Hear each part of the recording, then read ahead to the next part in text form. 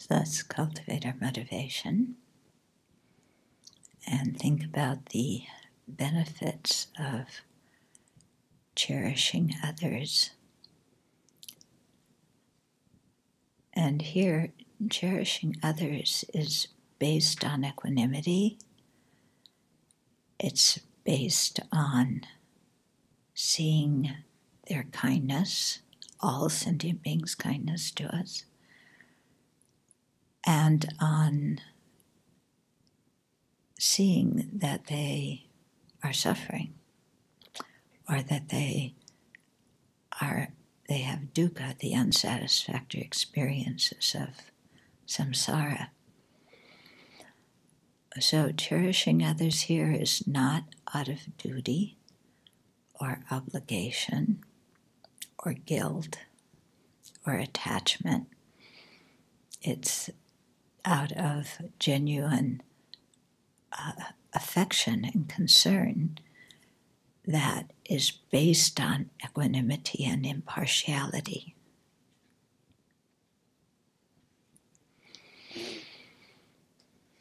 So try and get that state of mind if you can, that sees others as lovable.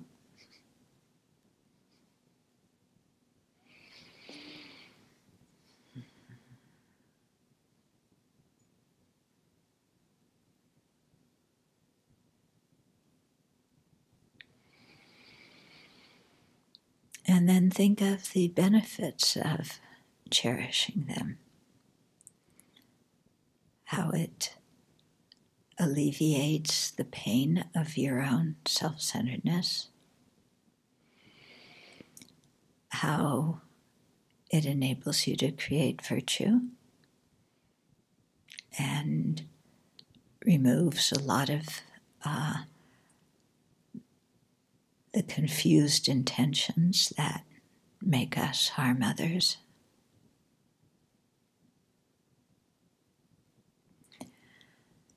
Consider how happy they will be, others will be, if we actually cherish them.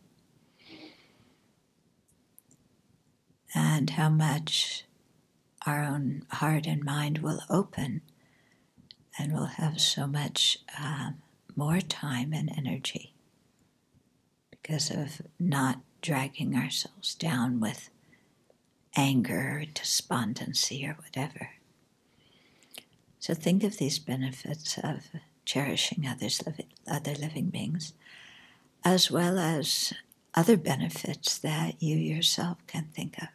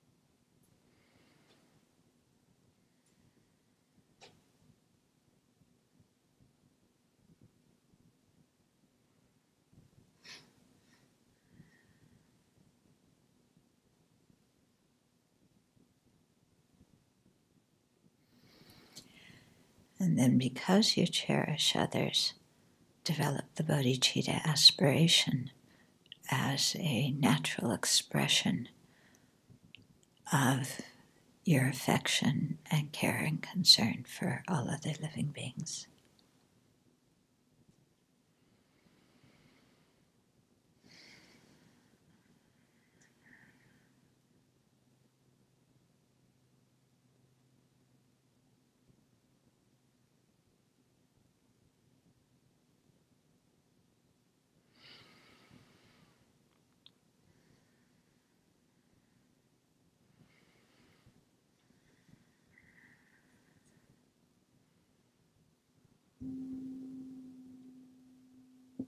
So we cherish others. It becomes an expression of cherishing ourselves, because if we respect ourselves and we know that everybody else is just like us, then we're going to respect and cherish others.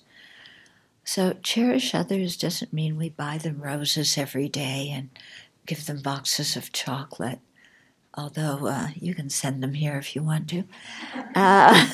But cherishing others means we respect them as living beings, and we don't want to cause them harm or, out of negligence. We don't want to inconvenience them if we can avoid that.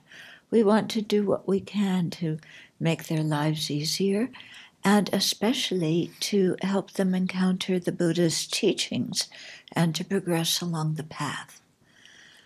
Okay, so that's the real expression of cherishing others. And it's done with a really clean, clear, open mind.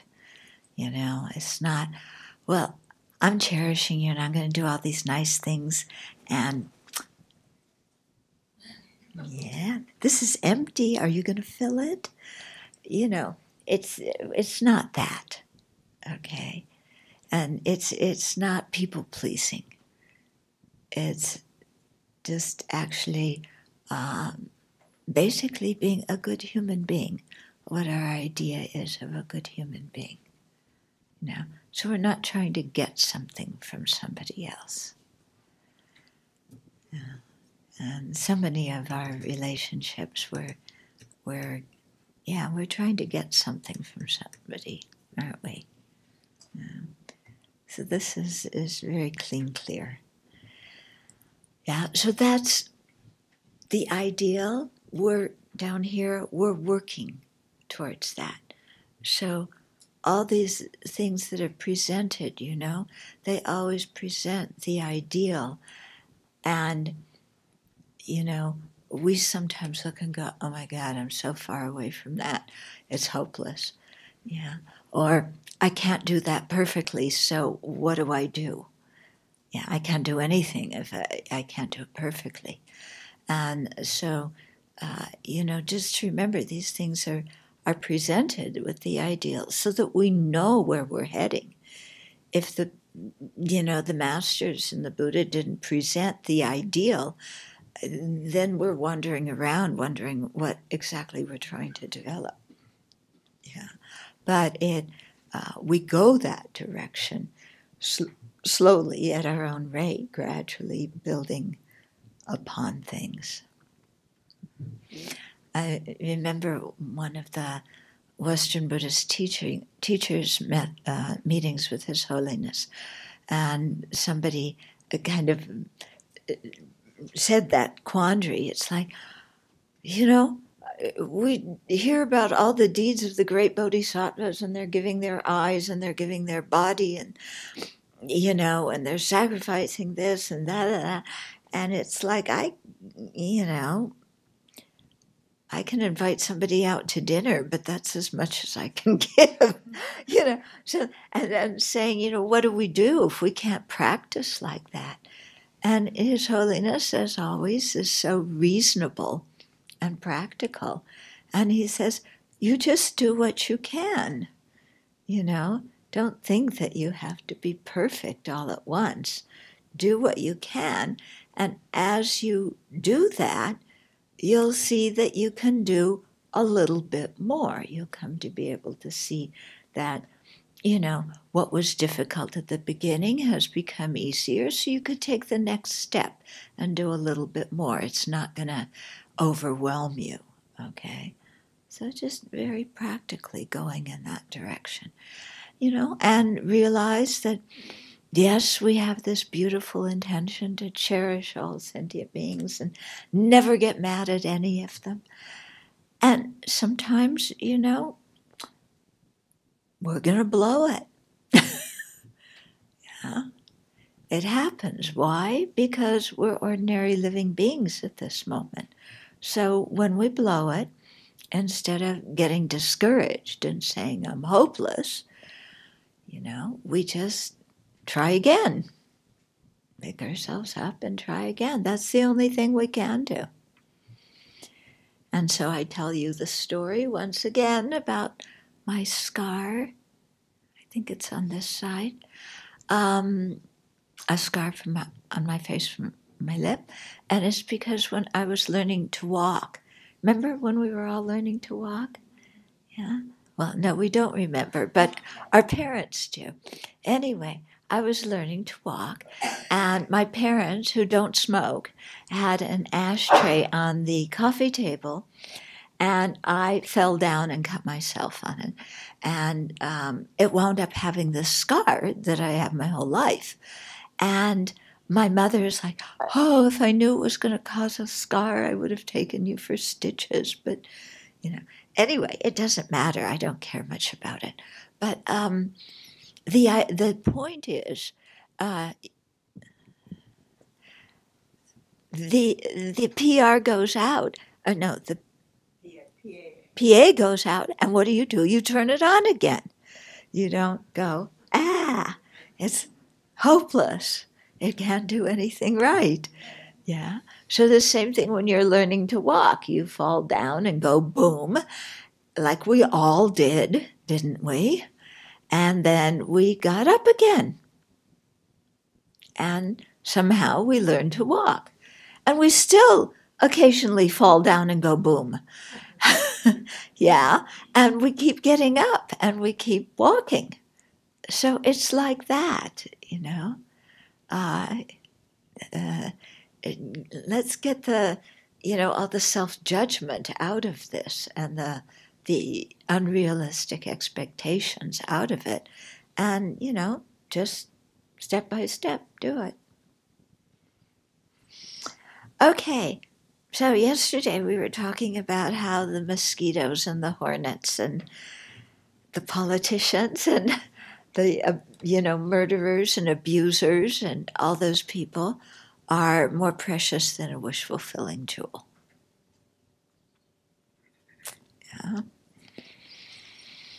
Yeah. I was, yesterday afternoon, I was writing to one of the inmates that I correspond with, and he's quite a practitioner, this guy, really quite amazing. And I was asking him, they have, sometimes in prisons, they have a program where they talk about stinkin' thinkin'. Okay? So all the, stinkin' ways we thinkin'. Yeah. And so I had asked Al about them, and I said, give me a couple of examples of what you consider as stinkin' thinkin'.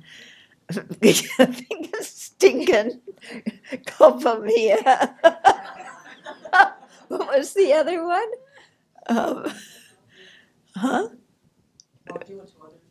No, something. Anyway, I'm not dyslexic. Or maybe I am. Anyway, and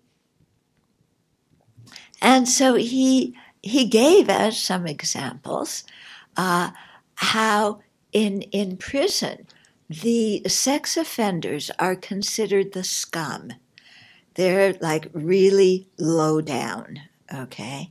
And the murderers and the drug dealers are the big shots. They're the ones who get the most respect. The murderers and the drug dealers and the sex offenders, everybody scorns them. Okay. But what's very interesting is how most of the men talk about women. It sounds like they're all ready to be sex offenders, you know? It is quite paradoxical, this one. Yeah, so he was saying that's one example of stinkin' thinking, dividing people into castes like that. Another one, he said, was always assuming that the prison guards and the staff are out to get you and hate you. And he said, yeah, there's some that are like that, but there's some who are really trying. And, if you're nice to them, and he's recounted to me many stories of his kind of trying to be nice to the staff and how they really reciprocate. So he says, inmates just automatically seeing the guards and the enemy, the guards as the enemy and the staff as the enemy is an example of stinkin' thinking. Just automatically assume that's how you relate to those people. Okay?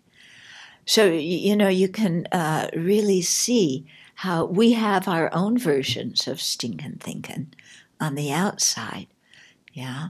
But we can really see how when we have those distorted conceptions, then we're already, before we've even interacted with somebody, set the stage to not get along with them and have problems with them.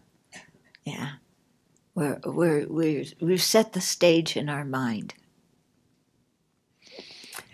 Okay, so to watch the way we're thinking, the way we conceive people, and this is really where you can see the benefit of, if we see everybody equally wants happiness and not suffering, and we approach everybody with that mind and with, that way of looking at them, then again, we're setting ourselves up to get along with them. Yeah. So, depends on our way of thinking. Okay, so verse 2 of the 8 talks about a way of thinking. Whenever I am with others, I will practice seeing myself as the lowest of all. What? And from the depth of my heart, I will respectfully hold others as supreme. Double what? Let's go on to the next verse. Yeah. This verse it's totally un-American, isn't it? It's about as un-American as you can get. Whenever I am with others, I will practice seeing myself as the lowest of all. No! We are the best. We come first. We are the leaders of the free world, even though we're taking away other people's freedom. We are the defenders of democracy, even though we try and get people in this country not to vote. Yeah, it's true, isn't it? Okay, but to see myself as the lowest of all? Oh, never. As a country, we will never do that. As good Americans, we will never do that. Yeah, we're not the lowest of all. Everybody should follow our way. Yeah. So the Europeans are all scared now because there's some NATO conference and they're afraid of what our dear Prez is going to do. And I think they should just go ahead. Do what they need to do. Why are they so afraid of some guy with orange hair? Yeah.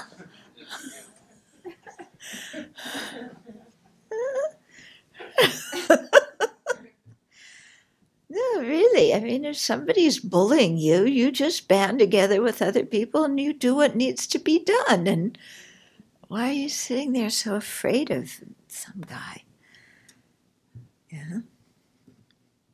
And that's the thing, is to realize, because, we build somebody into a caricature. So I'm making him a caricature during this whole retreat. I admit that. But we build somebody into a caricature. Oh, you have that title, therefore you have that power. You can make things do this and that. And you realize they're just a human being. They go to the bathroom just like we do. Yeah, and some days he's constipated. And it's like, I think it's really helpful because these people are not gods. They're just human beings. And, 70 years ago, he was this adorable little baby that, we would have all gone ooh and on and, cuddled with. So to realize, just see the totality of somebody instead of having a certain image and fixating on that. Yeah. And he plays golf, and sometimes I'm sure he swings that club and he doesn't even hit the ball. But of course, we all know it's because the Democrats moved the ball while he was swinging. Yeah, so we all know already it's the Democrats' fault. But, that's why he misses the ball. And sometimes, so this is just it. And sometimes he has a stomach ache, and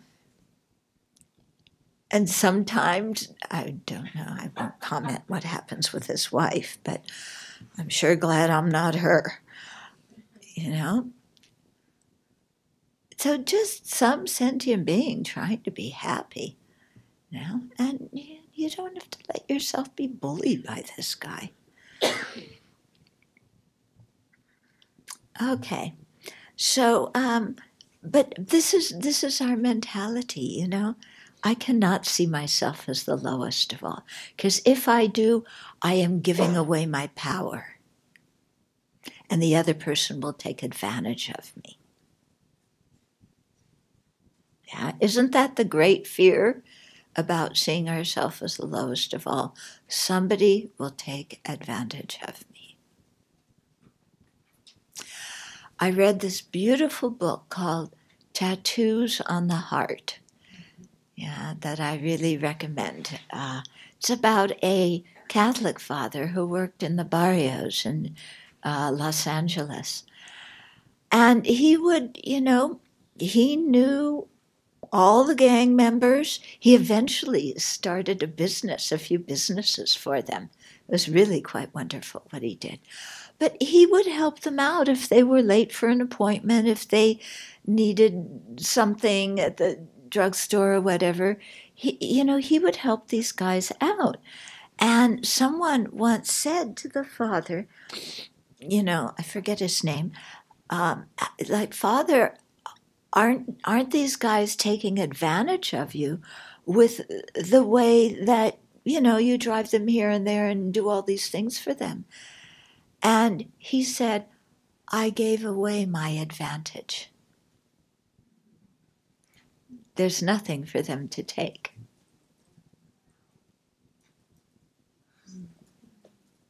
Yeah?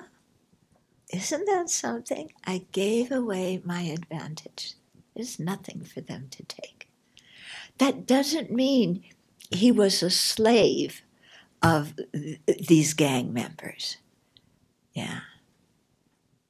But he didn't put himself above them and hold himself as, the model of what they should be. He respected them.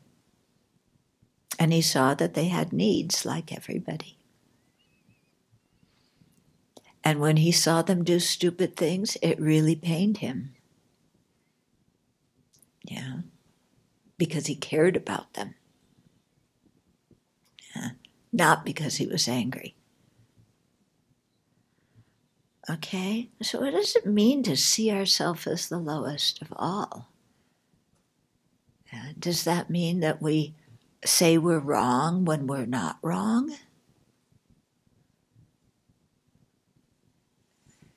What does that really mean? So this is something for us to think about. Yeah. We're Buddhists. We see ourselves as the lowest of all. Does that mean that when our Christian friends invite us to church, we go with them because their religion is going to be better than ours and we're seeing ourselves as the lowest of all? Yeah. Does that mean we convert when they don't want us to convert?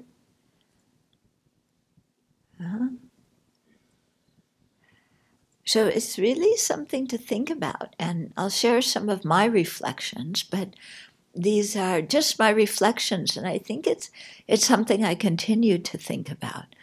Yeah.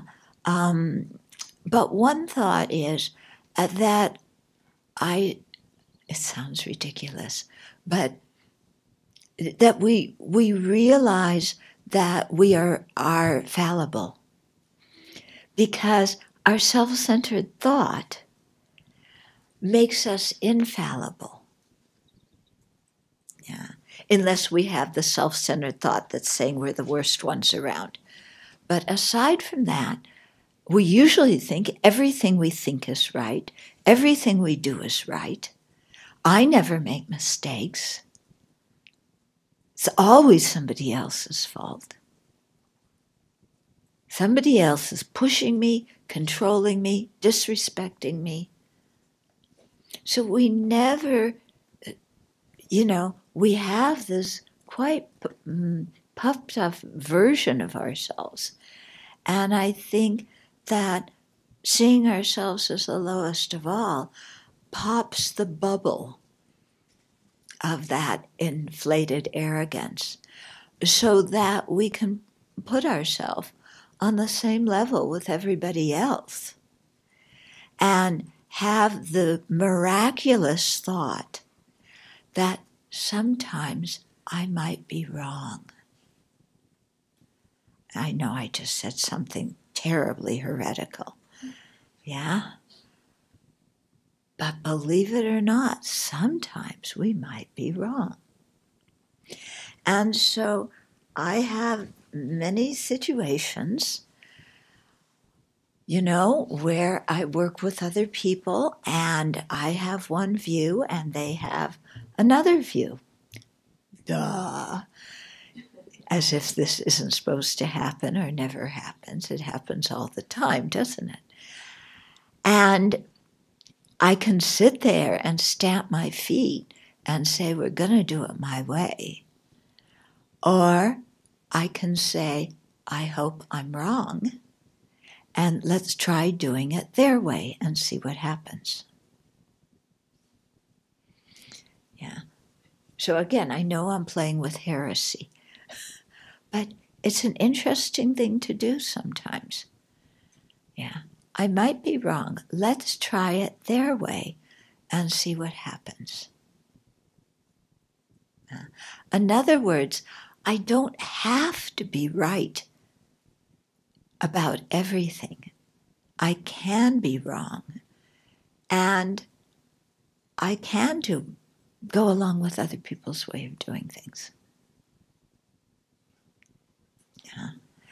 So I think that's,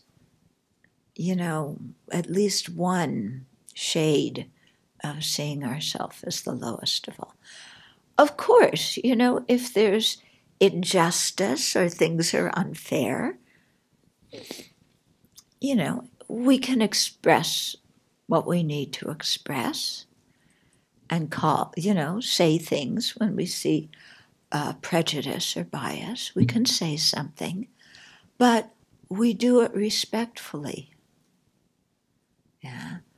We don't have to yell and scream like all these Americans do. Yeah, Americans really, they're very loud.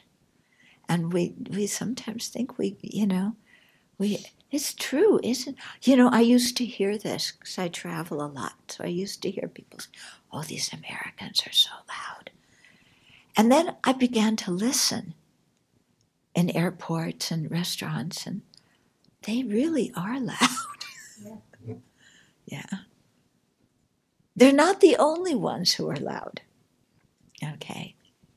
But as a country, we tend to be loud. Yeah.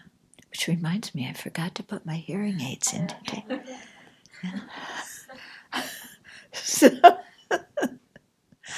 Yeah.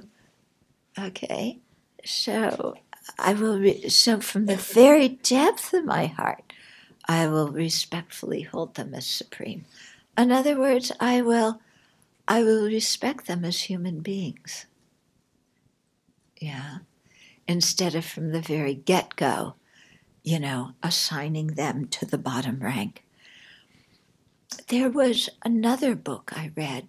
What was that one about the reporter from the New York Times and the Washington Post? Yeah, I was told to come alone. And so she is a German Muslim immigrant to Germany. Yeah, so she has a German passport, but she's from Morocco and is Muslim. And she became a reporter first in Germany, and then she started working for the Washington Post and the New York Times. And she was very interested in how the terrorist groups in the Middle East, how those people thought, how they saw situations. And so the title of the book, I was told to come alone, is because she had connections to these people, but they would tell her to come alone. And that's the way she had to establish trust to interview them, because she wanted to explain how they saw the world to the Western world. Yeah. So she described going and talking to some of these places. Boy, was she brave. My goodness. But you could see her success in establishing trust with these people was because she respected them. She didn't say, you're murderers and barbarians and, we're going to send you to hell or, whatever. She respected that, they may have their own way of seeing things. It may be harmful to themselves and the world, but, they're human beings who are trying to improve their situation. Granted, sometimes at the expense of other human beings. But there was respect for them as a human being. And she also trusted them, because many situations, they could have easily kidnapped her. Because she was a woman going alone, to talk to these jihadis.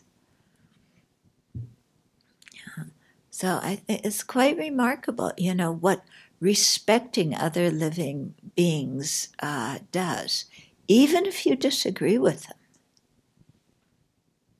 even if you don't like them. I don't think she talked to Jihadi John, but that would have been an interesting one to talk to. Remember, he was the one who decapitated people and made the videos about it. Yeah. So I think that's kind of what this verse is getting at. I don't have to win every argument. I don't have to always be the supreme person. I can respect others. I can learn from them. Well, I have a hard time reconciling this with equanimity because it's ranking people. So I don't know how to kind of blend the two. We're supposed to see. Oh, you mean seeing others as supreme? Yeah, because that automatically sets up this hierarchy. Except we're seeing others supreme and ourself as lower. Okay? So that's a method to counteract our usual view of seeing ourself as supreme and others lower. Okay? So it's a way to counteract that.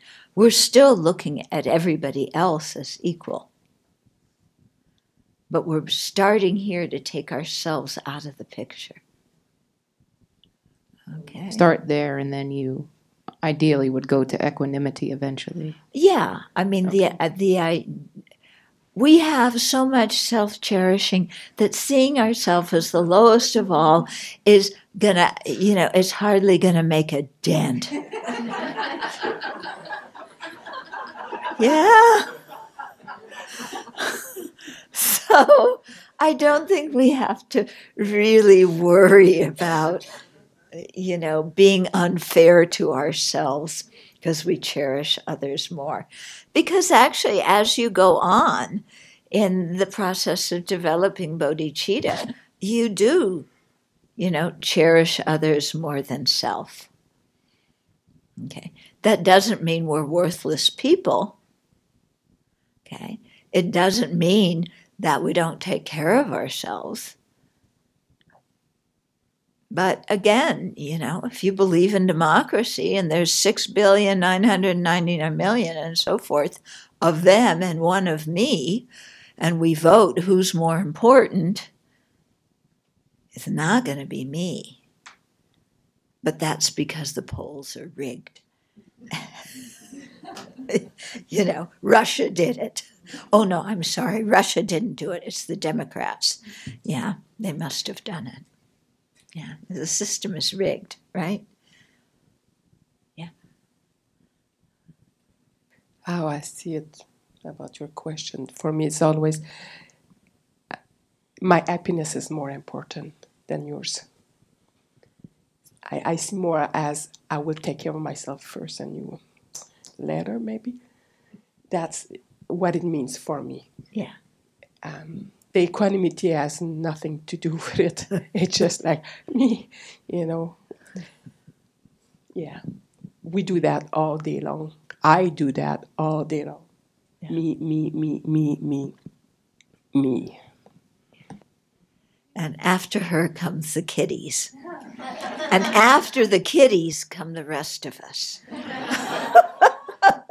push it.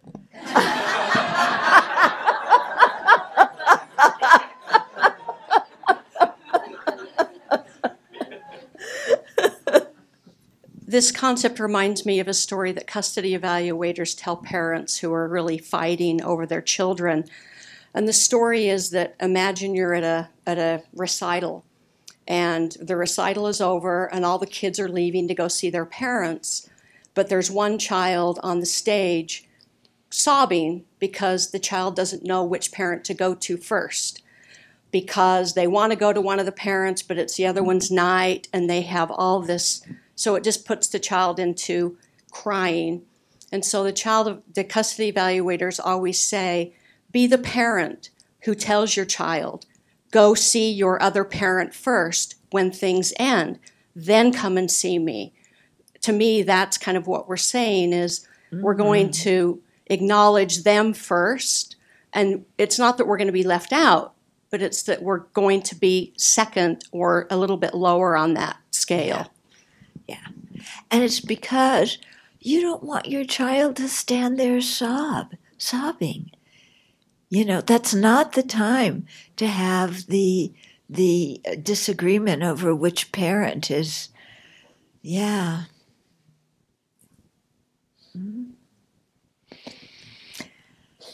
Okay, then the third verse. In all actions, I will examine my mind, and the moment a disturbing attitude arises, endangering myself and others, I will firmly confront and avert it. Okay. So again, we want to just modify this. In all actions, you should examine your mind. And the moment a disturbing attitude arises, endangering me as well as other people's, you should firmly confront and avert it. Yeah. I think there was a typo, some typos in this verse. Okay. So this verse is our main job. Okay? If you're ever wondering, oh, there's so many Dharma practices, I don't know what to do. Do I prostrate? Do I say mantra? Do I do analytical meditation? What do I do? Verse 3 of the 8 verses. Okay? If you get confused, this is the one that you go home to. Okay?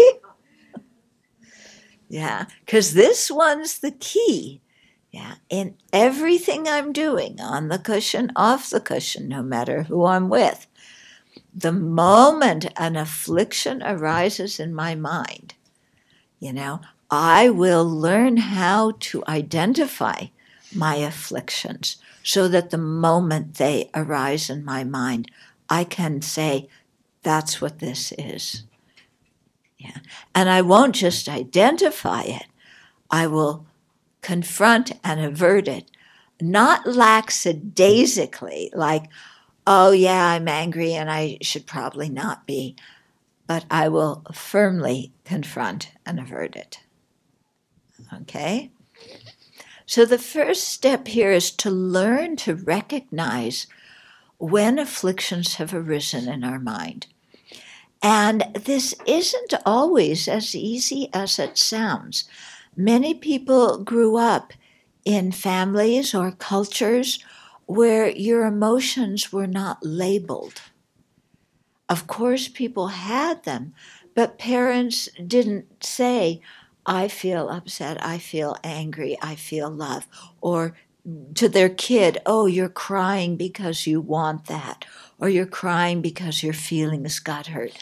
So the kids didn't learn the names to put onto their emotions. And so it becomes harder for them to recognize those emotions. Yeah. Or sometimes, depending, how you grew up, you're so used to feeling one emotion that becomes the state of normal, and you don't realize it's an afflicted emotion. It's just your usual way of approaching people, which is why the 4 immeasurables is so radical with replacing our usual way of approaching people to start out with loving kindness. Remember? That was our usual way of approaching people, friendliness, loving kindness. Okay? So it really requires effort on our part to learn to identify the feeling in our mind and to give it the right name. Okay? And it's, like I said, it's not always easy. And sometimes there's a feeling in our mind, but we don't even recognize there's a feeling in our mind. There's an emotion in our mind. Yeah, we don't even recognize it until then suddenly we find ourselves doing some behavior and we're going, wait, why am I doing this? How did I get here? Yeah. So it really takes training. So, for example, to identify our anger before it's at the level where we are threatening and screaming and throwing and, being violent. Yeah. To identify the anger when it's first starting, to see that maybe, and it depends on each of us. We have different physical, reactions. So we have to tune into our own body as well as tune into our own mind. But maybe your anger, one way to help you identify anger is there's a certain feeling in your tummy. Yeah. Or maybe you identify it because you see that your neck muscles start getting tight. Or you identify it because your palms get sweaty. Or maybe they get very dry. Okay. to learn to tune into our body so that we can see what we're feeling. And this is where breathing can be very helpful if we're in tune with the different breathing patterns that we have when we feel different emotions. Yeah. So we check in. How am I breathing? Yeah. If I'm breathing slowly and my diaphragm's going out, what am I feeling?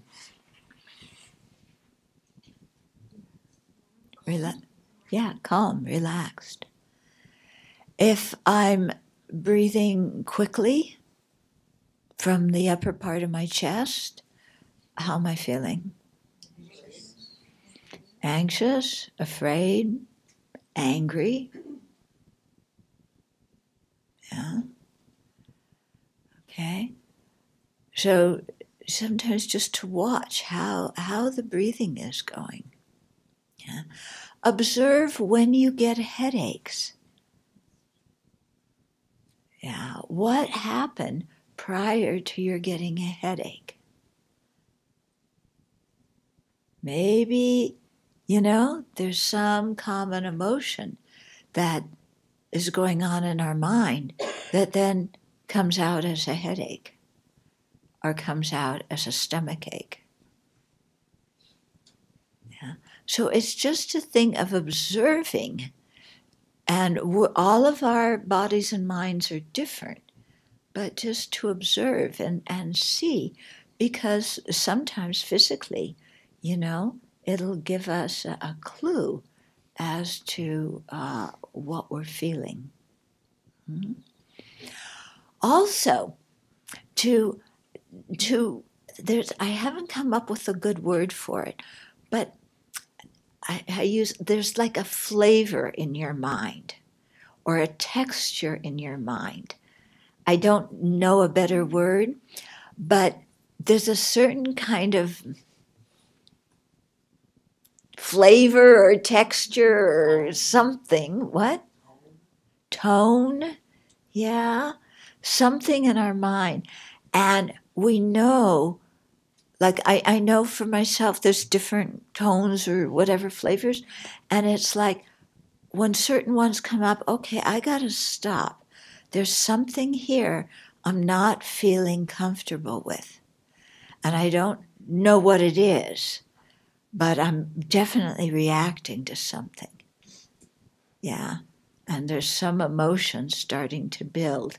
So I need to stop and really say, okay, well, I'm feeling this certain thing. What happened that triggered this?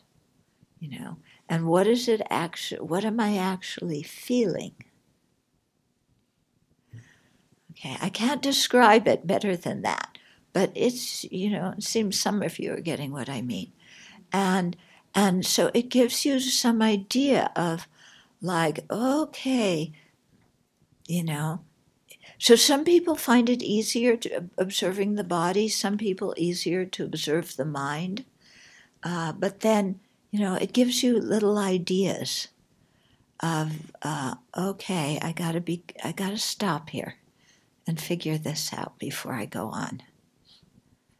Yeah, because if I go on, something's not right. Yeah. Okay, so in all actions, I will examine my mind, and the moment a disturbing attitude arises, I'll learn how to identify it, and I'll see that it endangers myself and others. So instead of feeding the emotion, I'll step back and say, what are the effects of this emotion? When I'm feeling really, if I identify greed or I identify attachment sounds better. We don't like to say we're greedy, but sometimes it's good old greed, isn't it? Yeah. So whether you call it attachment or greed, but it's like, okay, I'm feeling really greedy and I can feel the energy of the greed is going to motivate me to act. but what are the effects of this greed in my mind? And what are the effects of my actions going to be? Yeah. And stopping and, seeing, oh, this endangers my welfare and it endangers the welfare of others. Because, if I let this emotion continue, I'm going to do something harmful to them. I'm going to create a bad relationship that I'm going to have to deal with later. And I'm also going to be creating some destructive karma. Yeah. So let's pause here. Yeah. And then, so we see the danger, and then we firmly confront and avert it. Okay? So we don't give in to the emotion. It isn't, these people, they're doing it again. I can't stand it, and I'm right. Yeah, go back to verse 2. I'm right. And, I'm going to go tell them that they just cannot act that way. Yeah. And I'll, say it loudly in case they didn't put their hearing aids in that morning. Yeah. I'll repeat it. I'll make it creative.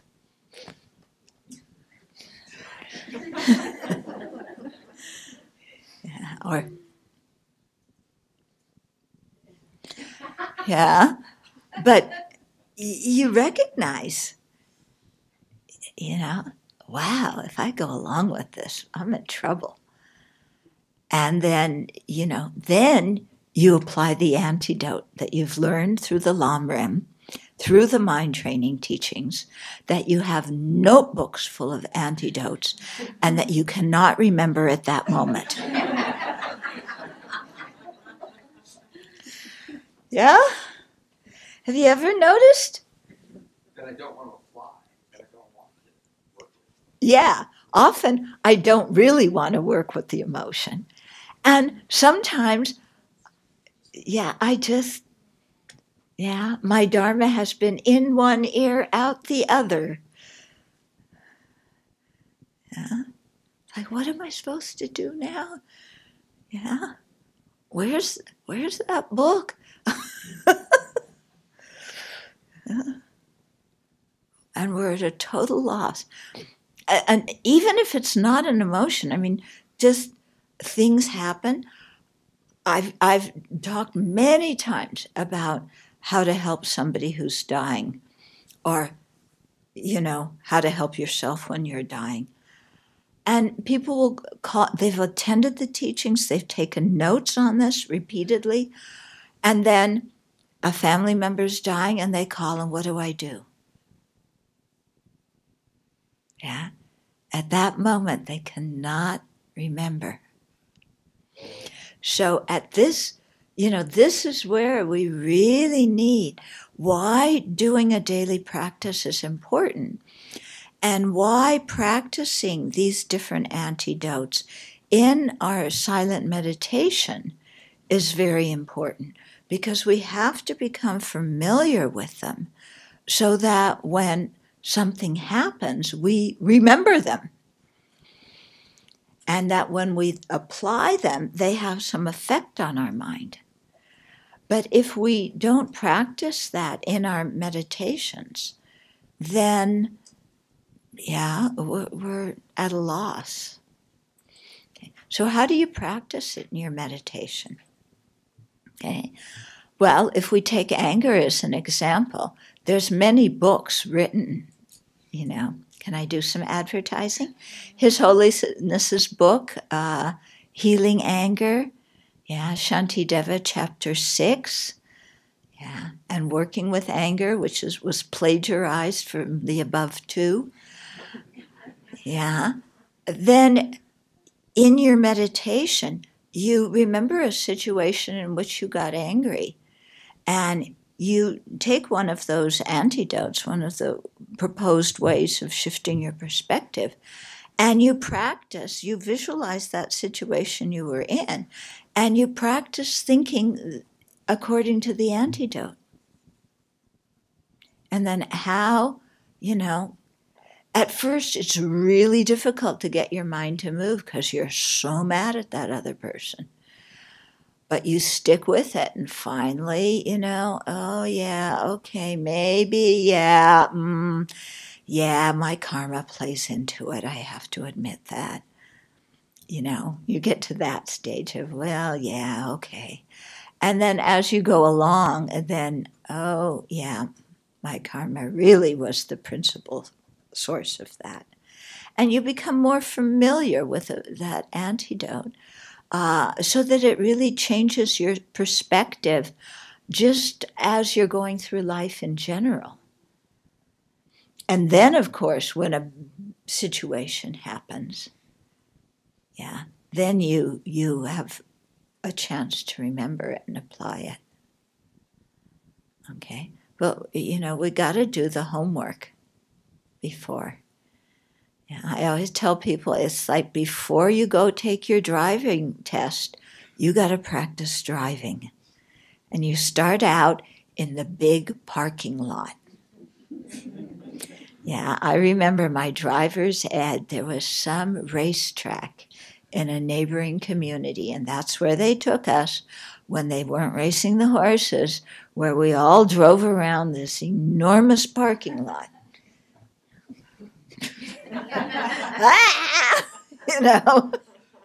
But that's how you start. Pilots drill over and over and over for that eventuality of what do you do when the wheels don't come down? Yeah. To the point where it's almost not, up in the cerebrum, it's down in, our primordial brain. Perhaps, like when Sully was able to land in the Hudson River. Yeah. It wasn't even to the point of thinking. It was automatic. Yeah. And perhaps that's what we need to do. Right. Exactly what we need to do. Okay, so I want to pause here. Now I'm going to praise you. But you deserve it. Now, this has been really quite a wonderful group, I think, and people have really listened to the teachings hard. I didn't notice all the times when you ditched meditation, but sometimes I did. Most of you attended the meditations and the discussions. Were they helpful to you? Yeah, very helpful, aren't they? Yeah.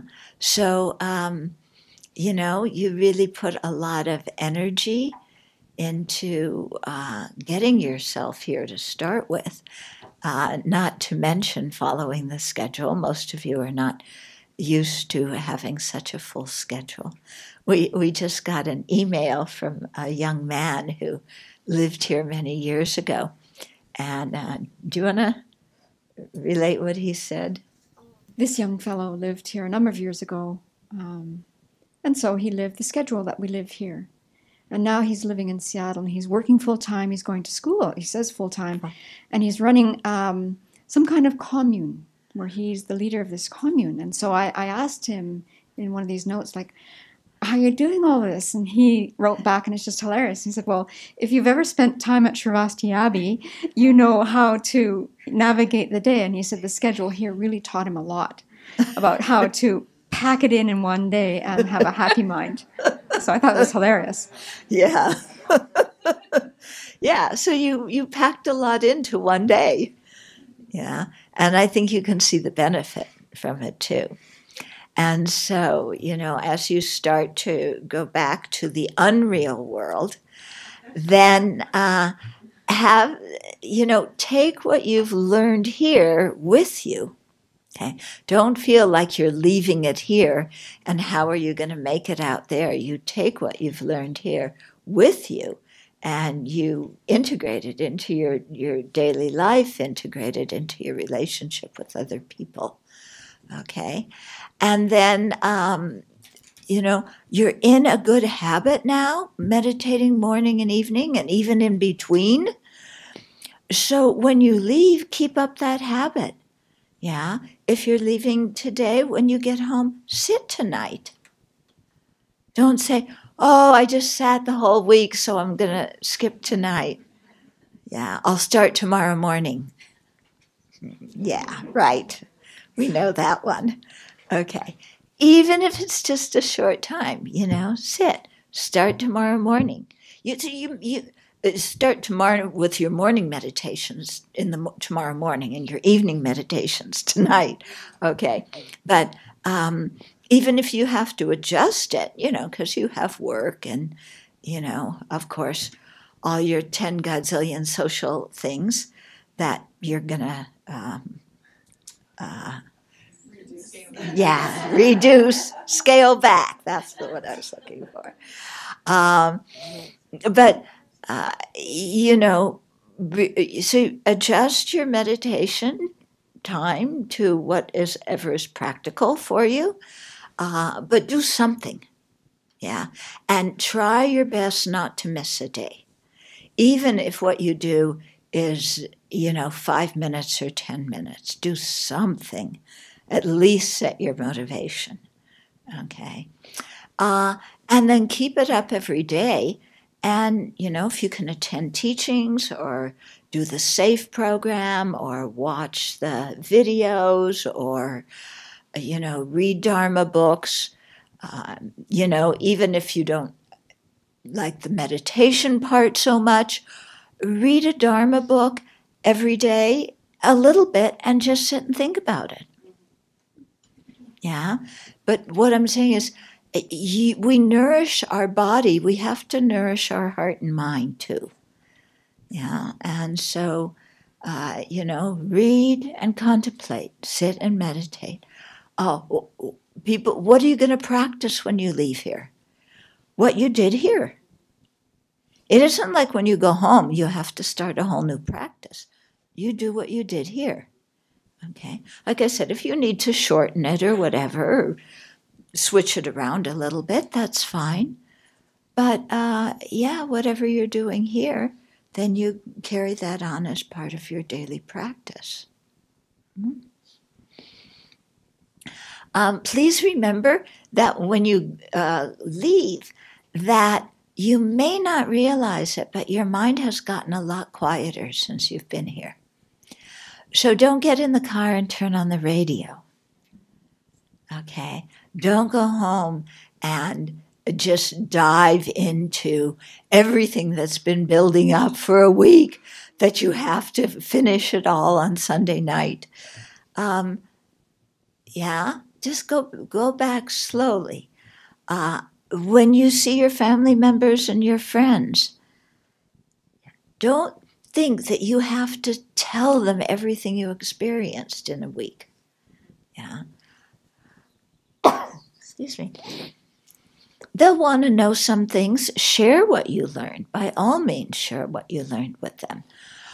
But you don't have to sit them down and for 3 hours, tell them everything you've been thinking for the last week.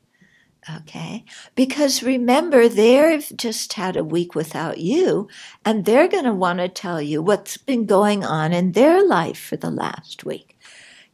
How the car got a flat tire and the washing machine broke and their boss scolded them and the neighbor, threw cherry pits on your lawn. And okay, so just remember they're going to want to talk to you too. So go slowly in this. Okay, and then take time out every year to come and do retreat and come and do courses. It's really valuable, and it's so nice now to see. I mean, many of you are people who have been to the Abbey before. Or people who have done the SAFE program and have now come here. So there's already connections, so that's really nice.